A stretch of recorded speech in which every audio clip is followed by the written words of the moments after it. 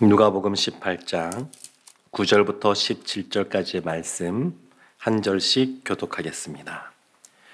또 자기를 의롭다고 믿고 다른 사람을 멸시하는 자들에게 이 비유로 말씀하시되, 두 사람이 기도하러 성전에 올라가니 하나는 바리새인이요 하나는 세리라.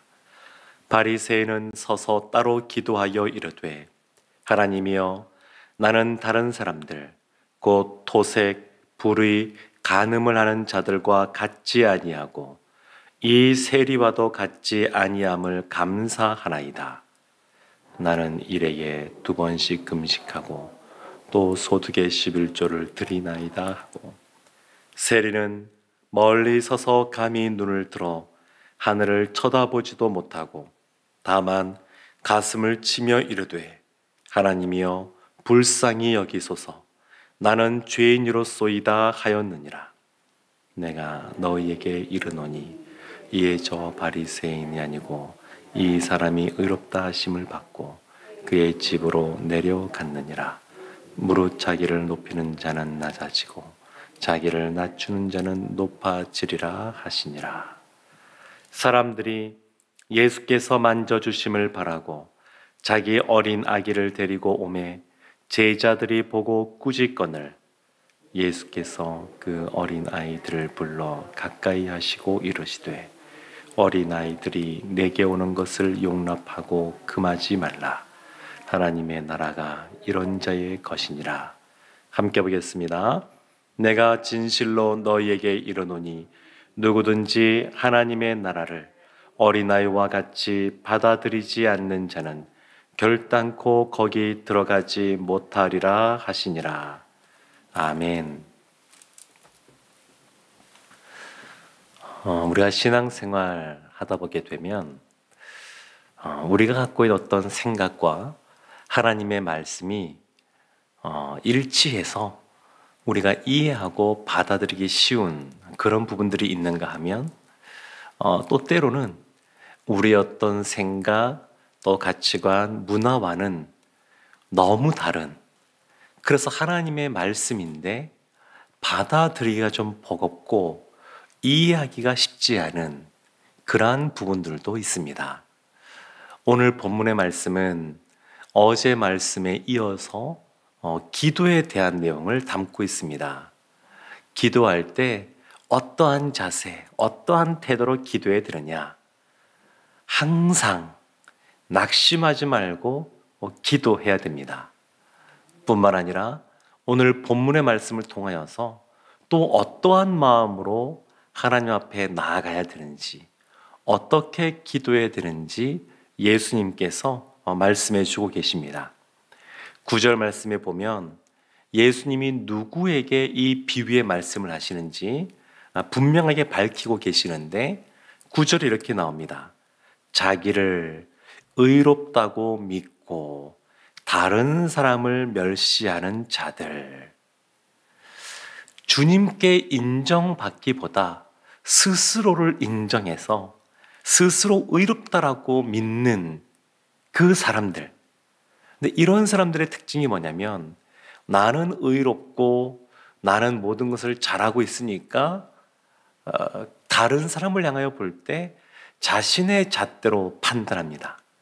그래서 다른 사람들은 못났다, 못했다, 잘못되었다, 이런 식의 그 판단들을 하게 되는데, 예수님이 비유로 말씀하시는 이 사람들도 그렇습니다. 그래서 자신을 의롭다고 믿고 다른 사람을 멸시하는 이 사람이 누구냐면 예수님께서 바리새인이라고 말씀하고 계십니다. 10절 말씀에 보면 두 사람이 등장합니다. 한 사람은 바리새인이요, 한 사람은 세리입니다. 근데 이 두 사람이 어디에 가고 있냐면 성전에 올라가고 있습니다. 성전은 이 아브라함의 후손, 자녀라고 생각하는 사람들이 들어가게 되는데, 거기에 이 바리새인뿐만 아니라 세리도 들어가는 겁니다. 그러니까 넓게 보면 이 세리도 아브라함의 자손이다, 이렇게 사람들이 여기니까 들어가는 것을 막지는 않았던 것 같습니다. 그런데 이 성전은 어떤 곳인지 분명하게 말씀하는데 기도하러 성전에 올라갔다. 예수님께서도 이 성전, 이 아버지의 집은 기도하는 집이라고 말씀하셨습니다. 그러니까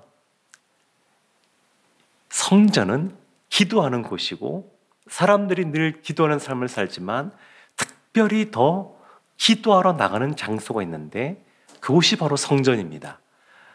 온 우주 만물을 창조하신 하나님께서 온 만물 가운데 임재해 계시지만 특별히 그 임재가 더 보장된 곳이 있는데 그곳이 바로 성전입니다.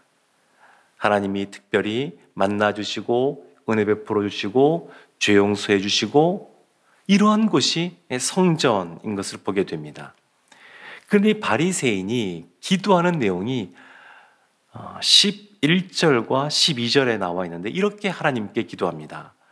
그가 서서 따로 기도하여 이르되, 서서 따로 기도한다. 그들은 늘 서서 기도했으니까 특별한 건 아닌데 따로 기도한다, 떨어져서 기도한다 이래 볼 수도 있지만 이 헬라어 원어로 보게 되면 자신을 향하여 기도한다 그렇게 표현이 되어 있습니다. 서서 기도하는데 사실은 자신을 향하여 기도합니다. 그 내용이 이렇습니다. 하나님이여, 나는 다른 사람들 곧 토색, 불의, 간음하는 자들과 같지 아니하고, 여기까지는 그래도 들어줄 수 있을 것 같은데 그 다음이 특별합니다. 이 세리와도 같지 아니함을 감사하나이다. 그러니까 사람들에게 들으라고 이렇게 기도하고 있는 건데 기도하면서 하나님, 저는 토색도 하지 않았습니다. 불의도 하지 않았습니다. 간음도 하지 않았습니다. 이 죄인인 세리와도 같지 않습니다. 그런 걸 기도합니다. 기도라고 하는 것은 하나님을 인정하고 하나님을 높여드리고 하나님께 감사하는 건데 이 바리새인의 기도에는 자기가 드러나고 있습니다. 하나님이 드러나야 되는데 자기가 드러나고 있습니다. 그러면서 12절 보면 이렇게 또 자랑합니다. 나는 일해에 2번씩 금식하고 또 소득의 11조를 드리나이다. 원래 성경에서는 1년에 한 번 금식할 것에 대해서 말씀하신 부분이 있습니다.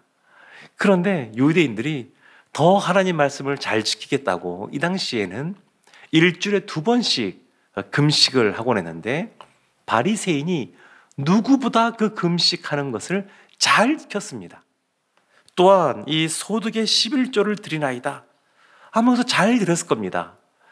세전 11조냐 세후 11조냐 이런 거 따지지 않고 더 높은 기준으로 아마 이 바리새인들은 11조를 들었을 겁니다. 그러니까 자기가 자기 스스로 생각해도 이 율법들을 너무 잘 지키고 있는 겁니다. 그러니까 스스로를 인정하고 스스로를 향하여 자신을 높이는 기도를 하고 있습니다.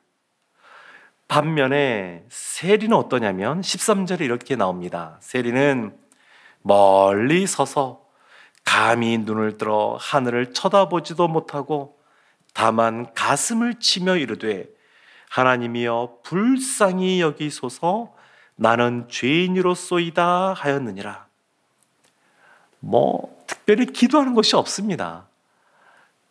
바리새인들이 또 유대인들이 이 세리를 향하여 너는 죄인이다, 죄인은 곧 바로 세리다 이렇게 말을 하고 사람들이 비난했는데 세리가 생각할 때 자신이 그런 삶을 살았습니다. 인정하는 겁니다. 그러니까 기도하는 것이라고는 불쌍히 여기소서 이 말밖에 없습니다. 자비를 베푸소서, 불쌍히 여기소서. 그런데 예수님께서는 이 바리새인이 의롭다라고 말씀하지 않으시고 이 세리가 의롭다고 인정을 해주십니다. 이것이 참 놀라운 겁니다. 한번 생각해 보십시오. 이 바리새인들이 토색, 불의, 간음, 또 세리 같지 않은, 죄인 같지 않은 삶, 그리고 일해에 2번씩 금식하고, 그리고 소득의 11조를 잘 드리고, 이러한 것들 실제 삶 속에서 다 행했을 겁니다. 이거를 행하지 않고 말하는 것이 아니라 다 행한 겁니다. 세리도 마찬가지입니다. 세리도 자신이 가슴 치며 할 수 있는 말이 없어서 하나님께 제가 죄인입니다 이렇게 고백했던 것은 유대인들을 위한 삶이 아니라, 하나님을 위한 삶이 아니라 로마에 속해 있으면서 그들의 앞잡이처럼 자신의 민족의 그러한 피를 빨아먹듯이 그렇게 어려움을 주던 사람이 이 세리였습니다. 현실의 삶은 분명합니다. 그런 삶을 살았습니다. 일상의 삶 속에서 바리새인은 누가 보더라도 믿음 생활을 잘하는 것처럼, 그리고 그가 말한 것처럼 잘 살았습니다. 성실하게 살았습니다.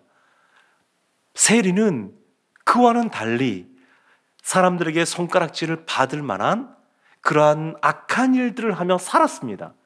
이것이 그들의 삶의 모습입니다. 그런데 예수님의 인정이 다른 겁니다. 14절 말씀에 저 바리새인이 아니고 이 사람이 의롭다 하심을 받고 그의 집으로 내려갔느니라. 바리새인이 아니라 세리를 칭찬해 주십니다. 세리를 의롭다고 해주십니다. 일상의 삶 속에서 누구보다 성실하게 말씀대로 살아간다고 자부하시는 우리 성도들이 계신다 그러면 생각보다 이 말씀이 받아들이기 어려울 수 있습니다.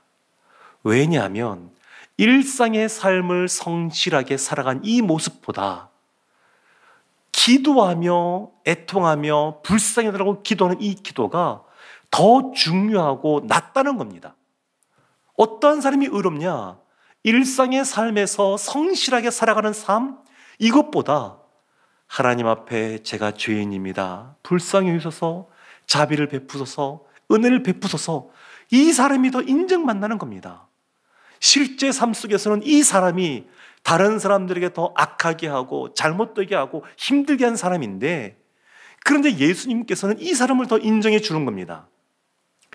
그래서 생각해 보면 이 말씀을 우리가 언뜻 이해하고 받아들이기가 생각만큼 그렇게 쉽지가 않습니다. 그러면 일상의 삶을 그냥 마음대로 살아가도 되느냐? 사실은 그것을 말씀하시는 것은 아닙니다. 여기에서 강조하는 것은 기도할 때 우리의 마음이 어떠해야 되느냐? 주님 앞에 내가 이만큼 했습니다, 자신을 높이고 자신을 자랑하고 자신을 드러내는 기도가 아니라 철저하게 우리는 하나님 앞에 주님의 은혜가 아니면 살아갈 수가 없습니다. 주님이 능력 주셔서 도와주셔서 지금 제가 이렇게 살아가고 있고 또 이와 같은 것을 이루며 살아가고 있고, 그렇지만 돌이켜보면 저는 죄인입니다. 이러한 마음으로 기도해야 된다는 겁니다. 아무리 세상에서 아름답고 화려한 업적을 쌓았단다 할지라도 하나님 앞에서는 가난한 마음, 그리고 불쌍해달라는 그런 마음, 그러한 마음이 하나님 앞에 의롭다라고 인정받는 겁니다. 사도 바울은 로마서 1장 17절에서 이신칭의라 그러죠. 믿음으로써 의롭게 된다, 그렇게 말을 했습니다. 그러니까 하나님의 그 복음에는 하나님의 의가 있는데, 그 예수 그리스도를 믿는 그 믿음의 모습이 있을 때 그 의가 우리에게 전가되어져서 원래 우리가 죄인인데 의롭다라고 칭해 주신다라고 말합니다. 사랑하는 성도 여러분, 우리의 능력이나 우리의 행함으로가 아니라 하나님의 은혜, 하나님의 인정으로 말미암아 우리가 의롭게 되는 줄로 믿습니다. 또 하나 보게 되면 14절 말씀 보면 이런 말씀이 나옵니다. 그의 집으로 의롭다 하심을 받고 그의 집으로 내려갔느니라. 지금 이 세리가 기도했습니다.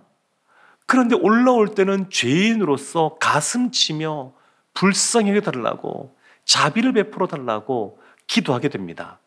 그리고 예수님께서는 하나님 앞에 불쌍히 여겨주소서, 자비를 베푸소서, 이것을 의롭다라고 인정해 주시는데 기도하고 내려갈 때 이미 응답을 받습니다. 즉시 응답 받는 겁니다. 이 세리가 즉시 응답받습니다. 다만 이 세리가 그 마음속에 내가 죄 용서 받았구나, 그 느낌, 감정을 가졌는지는 잘 모르겠습니다.